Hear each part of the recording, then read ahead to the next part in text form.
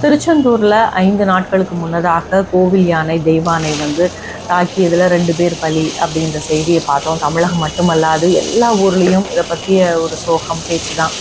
இப்போது கொஞ்சம் கொஞ்சமாக இயல்பு நிலைக்கு மாறிட்டு இருக்காங்க தெய்வ யானையும் இன்னொரு பாகன் யார் அப்படின்னு பார்த்தா தம்பியை இழந்த, அதாவது உதயனை இழந்த அண்ணன் தான். அவருடைய மனசுலேயும் ரொம்ப சோகம் இருக்குது, வருத்தம் இருக்குது, கவலை இருக்குது. அதை தாண்டி இயல்பு வேலைக்கு சரி நம்ம வேலையை ஆரம்பிப்போம்னு சொல்லி தெய்வ யானையை பராமரிக்க வேலையில் இறங்கிட்டார். தெய்வ யானையும் பாகனை இழந்து தன்னுடைய வருத்தத்தை எல்லாம் உள்ளடக்கி இயல்பு நிலைக்கு அதுவும் கொஞ்சம் கொஞ்சமாக செந்தில்குமார் அவர்கிட்ட மூவ் பண்ணிகிட்டு இருக்காங்க. இந்த வீடியோவில் நம்மளால் பார்க்க முடியுது. எவ்வளவு தான் வெவ்வேறு விதமாக பாருங்களேன், தான் தாக்கிட்டோம் அப்படின்ற சோகம் வேதனை அதுக்குள்ளே இருக்குது தெய்வ யானைக்குள்ளே.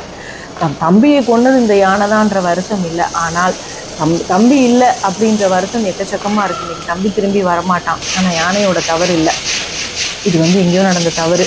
அதற்காக யானை என்ன செய்யும்னு தன்னுடைய இயல்பாக கொஞ்சம் கொஞ்சமாக இயல்பு நிலைக்கு தன்னுடைய ரெகுலராக செய்யக்கூடிய வேலைக்குள்ளே வந்திருக்காரு செந்தில்குமார் அப்படின்னா மிகப்பெரிய பாராட்டு அவருக்கு கொடுக்கணும்.